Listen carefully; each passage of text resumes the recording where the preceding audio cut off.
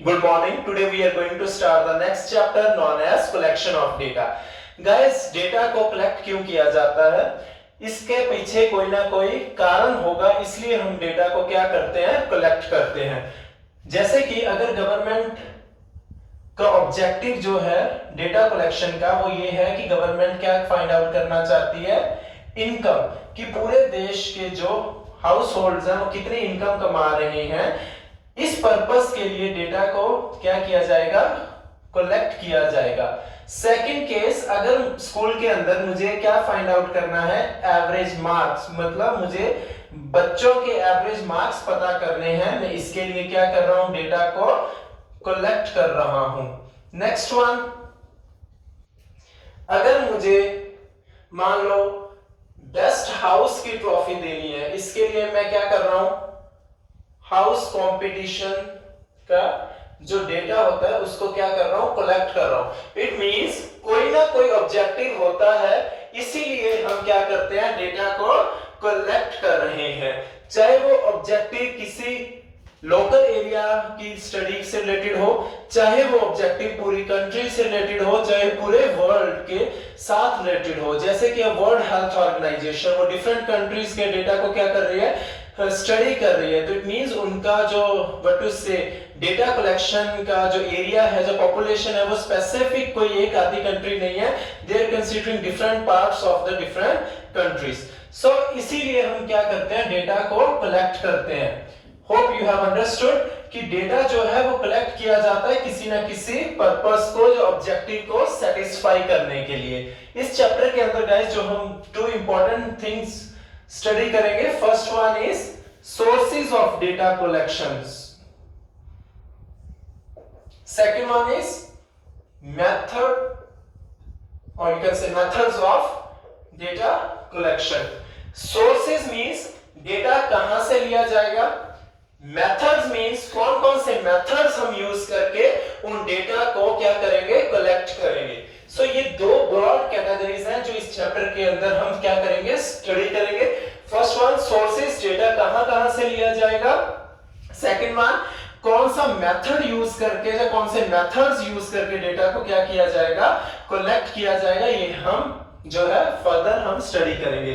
इस वीडियो के अंदर जो हमारा टॉपिक है that is known as sources of data collection. कौन कौन से सोर्सेज हैं जिनसे हम डेटा को कलेक्ट कर सकते हैं। There are basically two broad categories. अगर हम डेटा को कलेक्ट करने की सोर्सेज के बारे में पता करें, first one is primary source, second one is secondary source. There are two sources, one is primary, second one is secondary. Primary source वो सोर्स होता है जब डेटा को फर्स्ट टाइम आप क्या करते हो, कलेक्ट करते हो। Second one is secondary source. Secondary source वो सोर्स होता है जिसके अंदर आप ऑलरेडी डेटा को जो कलेक्ट किया गया है उसको आप क्या करते हो, रीयूज करते हो। अंडरस्टूड। सो प्राइमरी डेटा मींस आपने याद रखना है वर्ड फर्स्ट टाइम। सेकेंडरी यहां से क्लियर हो जाएगा, it means second time you are going to use this data. Understood? Primary means first time, secondary already it has the word second, तो it means आप इसको क्या कर रहे हो, second time उसको use कर रहे हो। It means already published data को जब आप use करते हो that is known as secondary data। जब आप first time information collect करते हो that is known as primary data। Now guys see primary data, तो सिंपली आपने सीखा कि आप इसको फर्स्ट टाइम डेटा कंसीडर करते हो।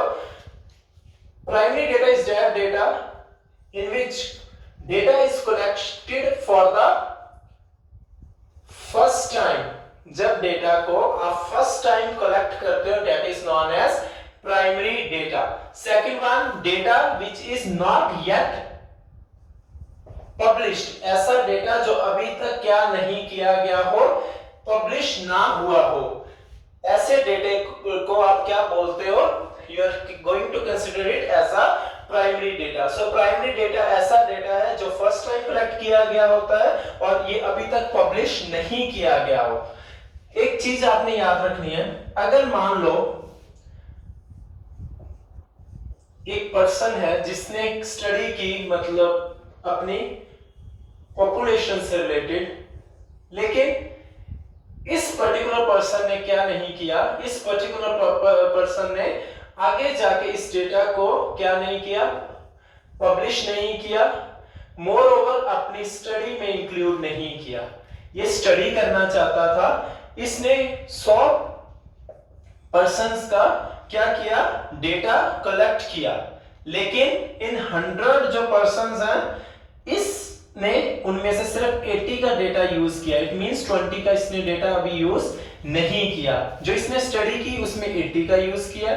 मोरओवर इसने इस स्टडी को पब्लिश भी करवा लिया।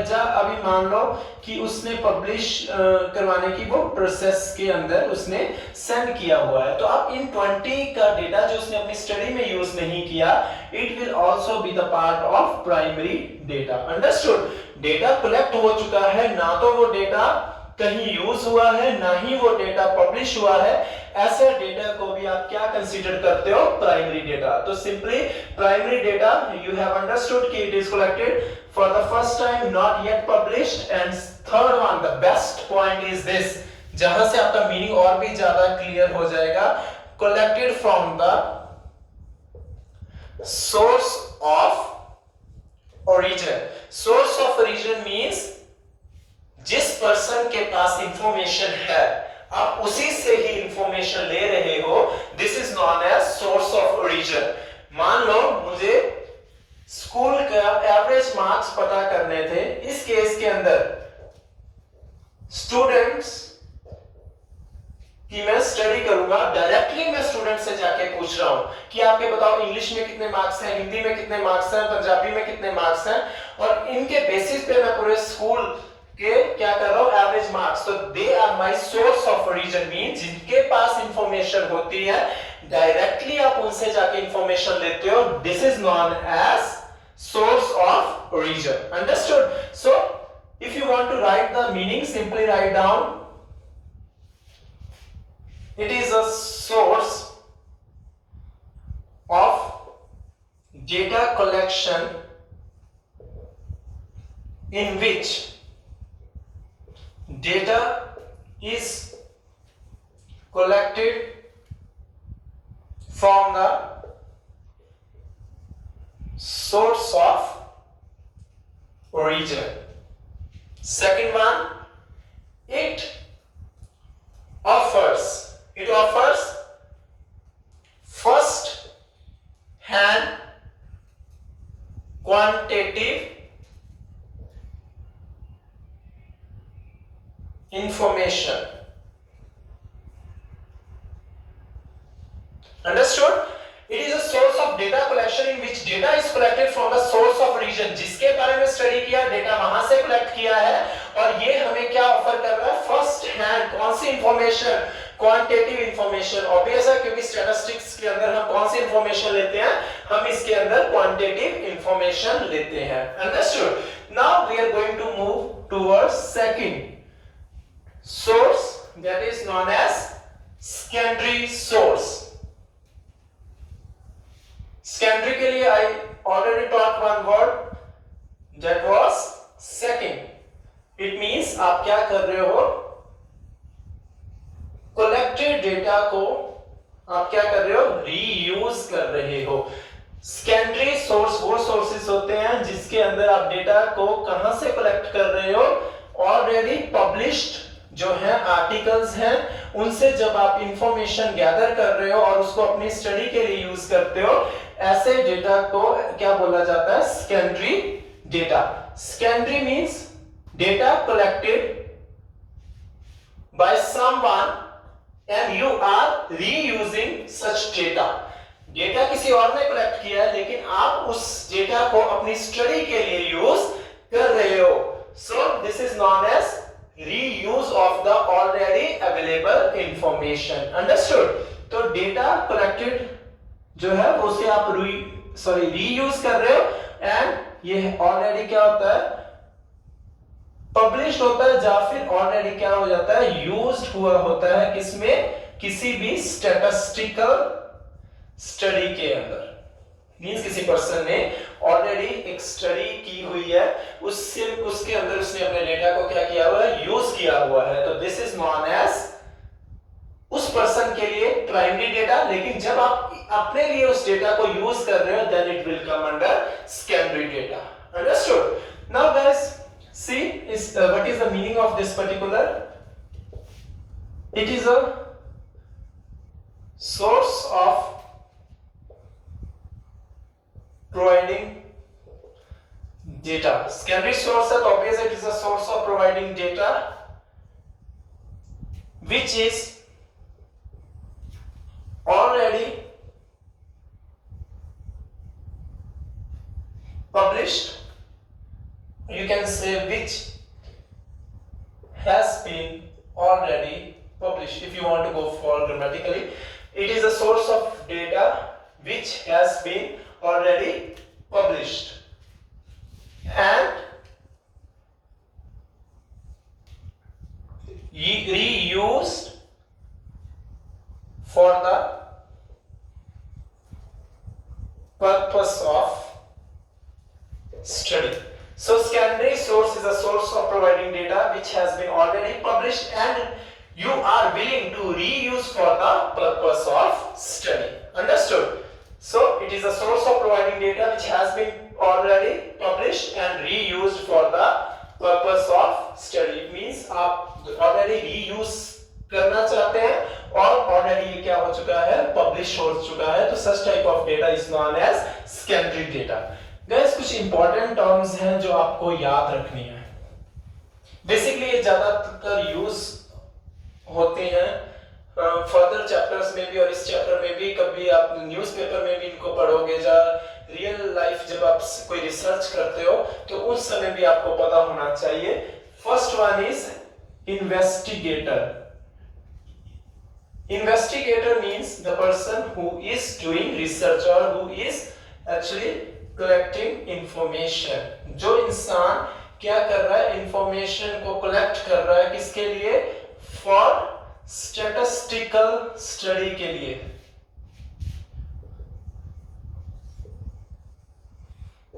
ये कोई इंडिविजुअल हो सकता है या कोई रिसर्च एजेंसी अगर करवाना चाहती है अपने कोई रिसर्च के लिए डेटा को कलेक्ट, तो वो खुद अगर एजेंसी कलेक्ट कर रही है then it will considered as investigator.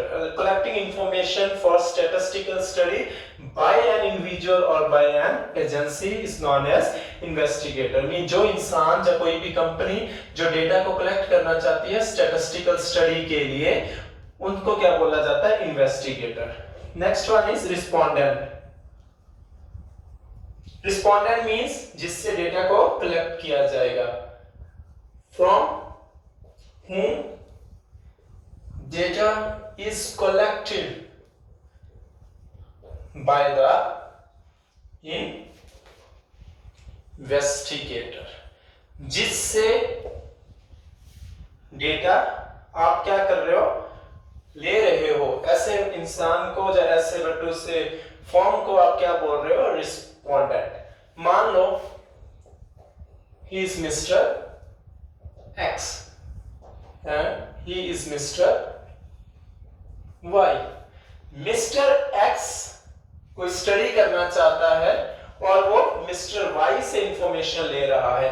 जो इंसान कोई रिसर्च करना चाहता है, जो इंफॉर्मेशन गैदर कर रहा है, that is known as investigator, और जिससे इंफॉर्मेशन ली जा रही है that person is known as respondent. मान लो इसने पूछा what is your age, average age find करना चाहते हैं मिस्टर एक्स पूरी सिटी की, तो उन्होंने फर्स्ट रिस्पोंडेंट से पूछा कि आपकी एज क्या है। He responded 17 year. It means information कौन ले रहा है, मिस्टर एक्स, तो ये क्या है, इन्वेस्टिगेटर। इंफॉर्मेशन कौन दे रहा है, मिस्टर वाई, तो that is known as respondent. Hope you have understood. Next one guys, एक वर्ड याद रखना, that is known as population. Population means people or anything which is under study, जिसके बारे में आप स्टडी करना चाहते हो उसको क्या बोलते हैं, पॉपुलेशन। मान लो अगर मुझे सिटी के बारे में नॉलेज गेन करनी है in terms of average income, in terms of taste and preferences, या किसी प्रोडक्ट की डिमांड प्रेडिक्ट करनी है एक पर्टिकुलर सिटी के अंदर, the respondent of that particular city are considered as population। means हम किसके बारे में बात कर रहे हैं, हम स्पेशली मान लो हमने स्टूडेंट्स के बारे में इंफॉर्मेशन गैदर करनी है कि जो XYZ सिटी है उनके जो स्टूडेंट्स हैं, XYZ के जो स्टूडेंट्स हैं वो कौन सा सब्जेक्ट पसंद करते हैं। दिस इज माय ऑब्जेक्टिव, मुझे स्टूडेंट्स का फेवरेट सब्जेक्ट पता करना है कौन सी सिटी का, XYZ। तो XYZ के जो जितने भी स्टूडेंट्स हैं, means total students I am talking, total students जितने भी हैं उनको आप क्या कहोगे, पॉपुलेशन कहोगे। अगर मुझे बिजनेसमैन के बारे में इंफॉर्मेशन गैदर करनी है तो बिजनेसमैन आर माय पॉपुलेशन। जिसके बारे में आप स्टडी करना चाहते हो, such type of category is considered as population। Understood? Next one guys, sample।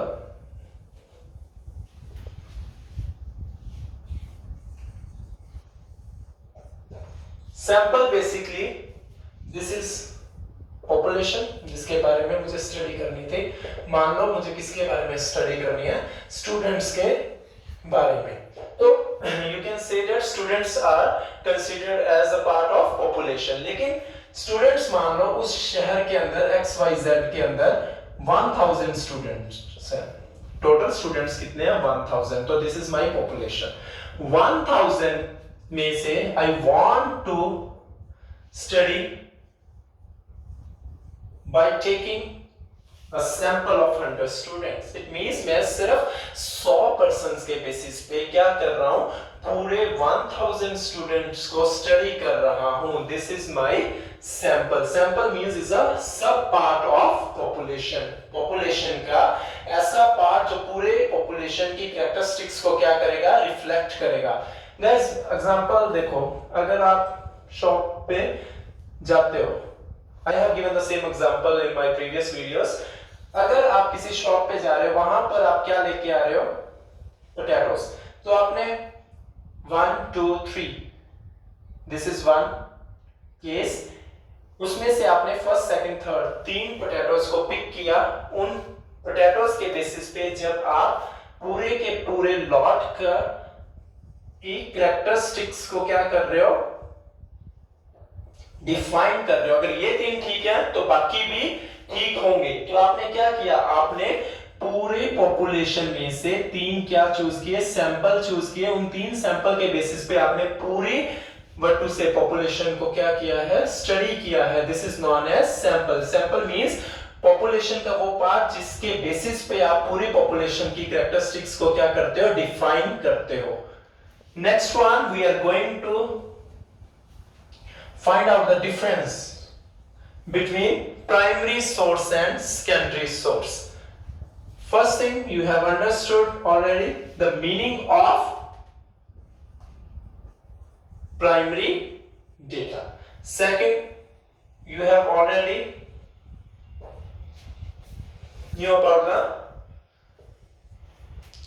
meaning of secondary data। First thing आपने क्या एक्सप्लेन करना है, मीनिंग। मींस प्राइमरी डेटा वो डेटा होता है जो फर्स्ट टाइम कलेक्ट किया जाता है। Secondary data means already what to say publish data को आप क्या कर रहे हो, यूज कर रहे हो। तो this is our meaning. It is collected from the source of origin. It is not collected from the source of origin but it is reused. So meaning data, it is collected from the source of origin। meaning of secondary data is simply to reuse the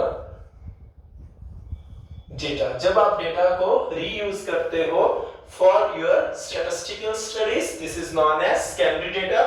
when you are collecting data for the first time means from the source of origin, this is known as primary data। जब आप ordinary data को क्या कर रहे हो, collect कर रहे हो from the respondent, directly this is known as primary. लेकिन ऑलरेडी कलेक्टेड डेटा को आप क्या कर रहे हो, दोबारा यूज कर रहे हो, that is known as secondary. Second one is originality. Yes, it is used means where data is original, data is not original.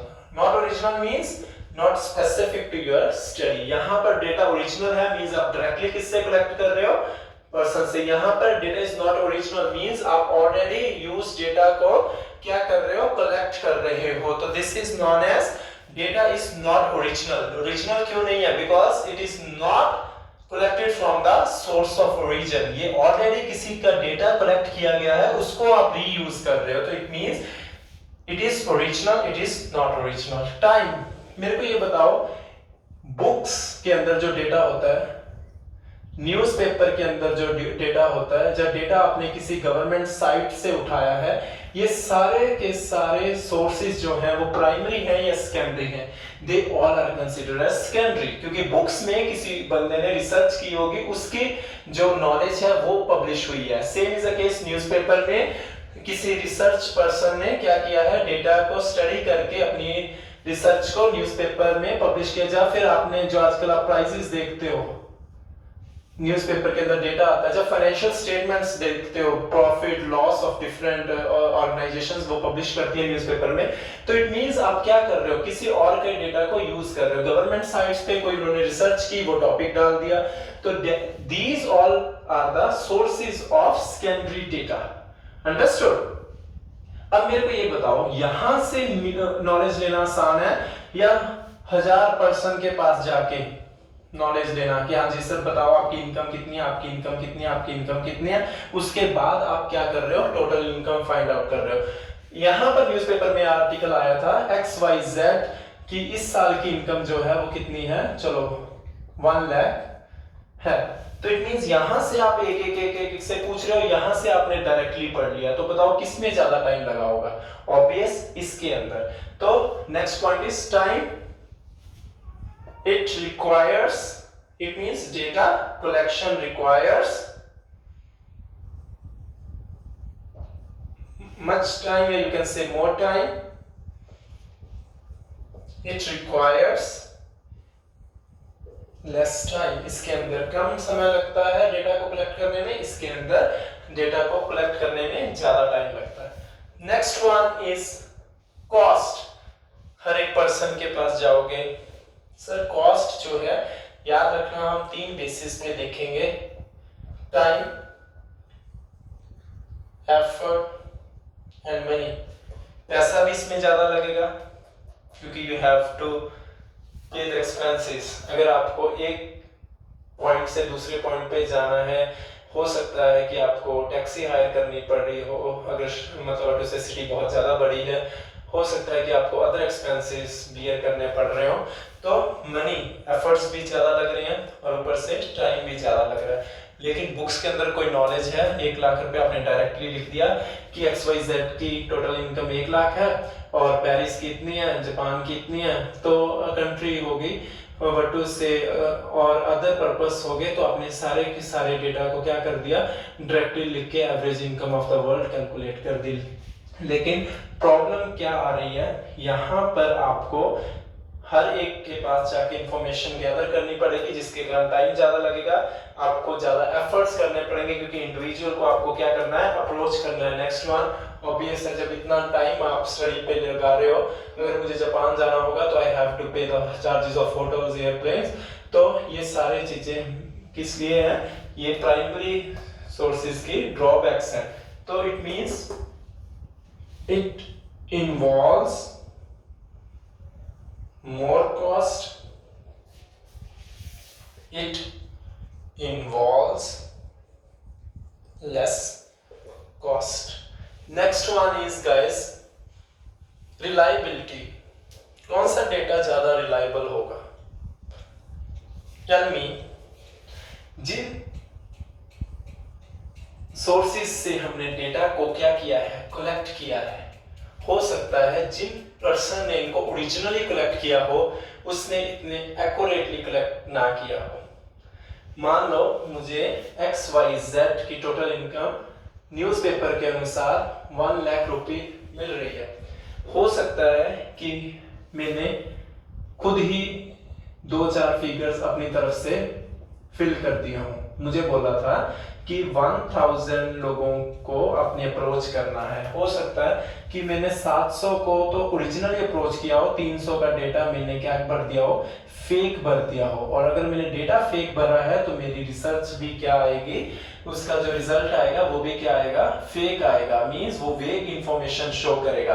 तो इट मींस जो डेटा यहाँ पर कलेक्ट किया होता है प्राइमरी सोर्स में, वो क्या होता है, वो मोर रिलायबल होता है, मोर एक्यूरेट होता है। जबकि सेकेंडरी डेटा जो है वो क्या होता है, लेस रिलायबल होता है एंड लेस यू कैन से एक्यूरेट होता है। रीजन बीइंग ये, अगर वो डेटा जिसने ओरिजिनली कलेक्ट किया है अगर उसने बिल्कुल सही किया है, in that source you can से कि ये रिलायबल है। लेकिन अगर उनके स्टडी में कोई ड्रॉबैक है तो इसका मतलब ये डेटा रिलायबल नहीं होता।